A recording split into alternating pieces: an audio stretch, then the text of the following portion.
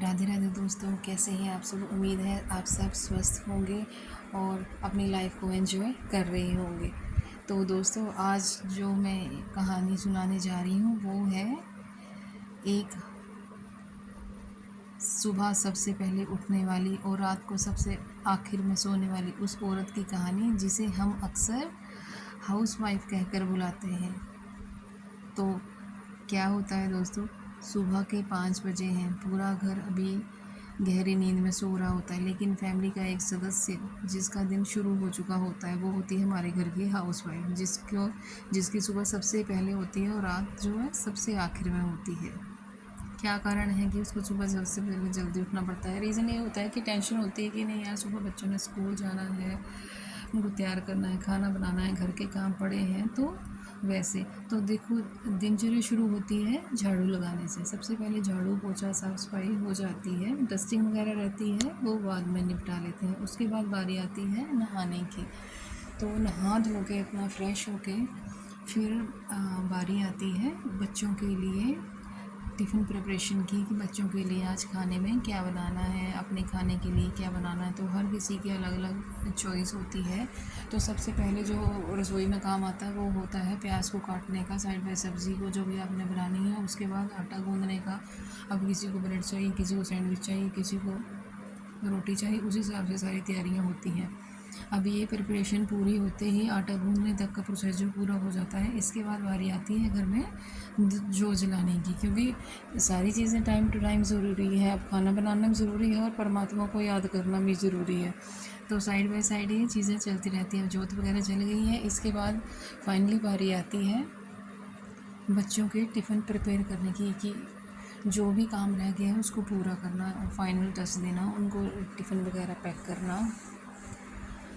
उसके बाद बच्चों को उठा के नहला धुला के उनको खाना देना, water bottle, tiffin, school bag, सब चीज़ें तैयार करके उनको रेडी करना। अब ये प्रोसेस जो है ये फ्रेंड्स लगभग सुबह के 8 से 8 बजे तक का प्रोसेस है, कि उनको रेडी करके स्कूल छोड़ना होता है। 8 बजे से पहले स्कूल छोड़ के आना होता है। तो बस जैसे तैसे वो स्कूल चले जाते हैं। उसके बाद स्कूल छोड़ने के बाद जब हम घर आते हैं तो अपने नाश्ते की बारी आ जाती है, कि अपना नाश्ता करो। आज तो हमने ब्रेड और ये चाय ली नाश्ते में। उसके बाद फिर दूसरा काम शुरू हो जाता है कि कपड़े धोने हैं। कपड़े होते हैं, जैसे हम लोग मोस्टली क्या करते हैं, दिन रखे होते हैं हमने कि आज ये दिन है तो आज हमने कपड़े धोने। डेली नहीं धोते, जैसे हफ्ते में 3 या 4 बार धो लेते हैं। उसके बाद बारी आती है साफ़ सफाई की, कि वॉश बेसिन साफ़ करनी है, टॉयलेट क्लीन करना है, वो सारी चीज़ें हो जाती हैं। साइड बाय साइड कपड़े भी धोते रहते हैं। और फिर उसके बाद बारी आती है हमारे किचन की, कि हमने किचन में जाके जो सारा ये बर्तन वगैरह इकट्ठे होते हैं पूरे दिन, सुबह से लेकर 9 बजे तक के सारे बर्तन इकट्ठे होते हैं, उनको धोना, किचन की क्लीनिंग करना, वो सारा काम हो जाता है। अब इस प्रोसेसिंग में हमें आधा पौना घंटा लग जाए। उसके बाद साइड बाय साइड जो है दूध बॉईल के लिए रख देना होता है, क्योंकि बच्चों का घर है तो दूध आता ही आता है बच्चों के घर में। बस ये रसोई का काम निपट जाता है सुबह का। उसके बाद क्या है कि डस्टिंग वगैरह करनी होती है, जो थोड़ी बहुत रह जाती है, जैसे बेडशीट्स वगैरह झाड़ने को रह जाती है, क्योंकि बच्चे सोए होते हैं। तो सुबह जब झाड़ू लगता है तो बेडशीट नहीं झाड़ी जाती।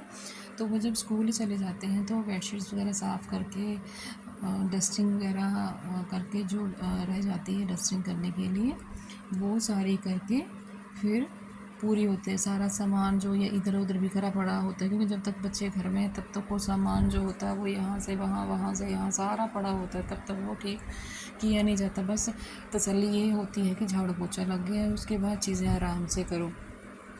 बस फिर इनको जाने के बाद यही काम रहता है कि हाँ जी, सारी चीज़ें सेट करो ढंग से, जो जहाँ जहाँ चीज़ें हैं। कोई गाड़ी की चाबी यहाँ, बाइक की चाबी यहाँ है, कोई जूता यहाँ है, कोई वहाँ है, वो सारा ठीक करके बस साथ में प्रिपरेशन चल पड़ती है दोपहर के खाने की, कि दोपहर में क्या सब्ज़ी बननी है वो साथ में ही बना लेते हैं बस उसको। तो फ्रेंड्स, मेरा ये वीडियो शेयर करने का मोटिव ये है कि घर के काम कभी ख़त्म नहीं होने हैं, जिम्मेवारियाँ कभी ख़त्म नहीं होनी।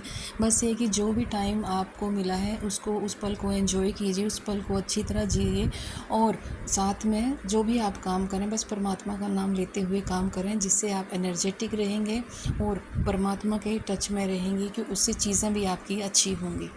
तो फ्रेंड्स, मिलते हैं अगले